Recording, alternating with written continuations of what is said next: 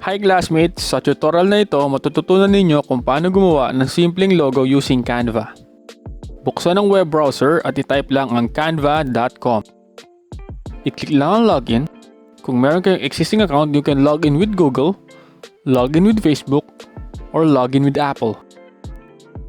Kung wala naman, you can click sign up. Dahil meron na akong existing account, so I click log in with Google. May magpa-prompt sa inyong screen at tatanungin kayo ni Canva, what will be using Canva for? So piliin lang po sa anim na ito kung saan mo siya gagamitin.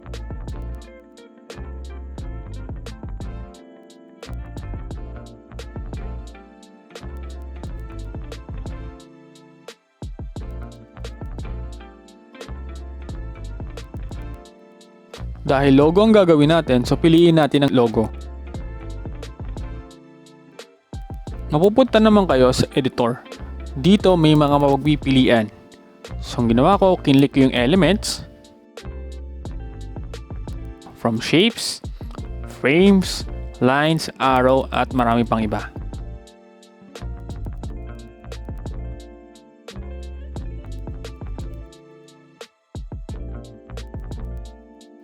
So ang pinili ko yung shapes.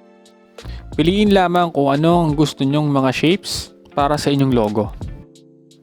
Ang pinili ko yung triangle.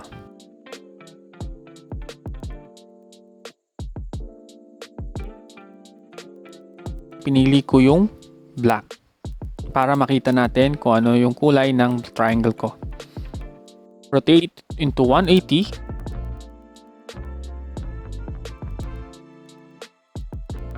Ctrl C, Ctrl V. At ibalik natin sa dating orientation. Ilapit natin. So magdadagdag po ako ng panibagong shape. Pinili ko dito yung lightning shape.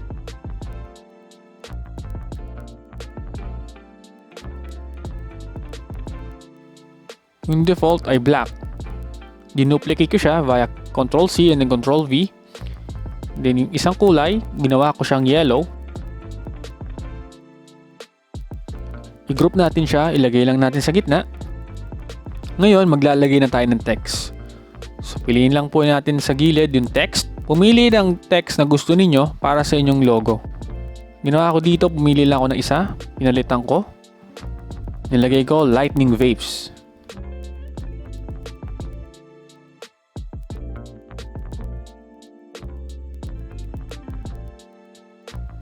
So, pwede ko siya lagyan ng effect via effects button.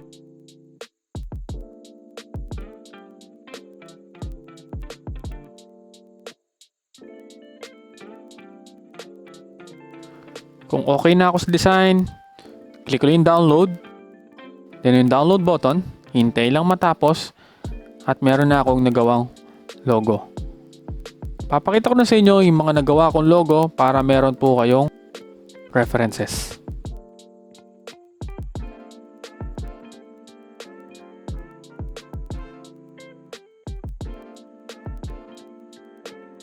Sana po meron po kayo natutunan. Like, share, subscribe para sa marami pang ICT tips. Marami pong salamat.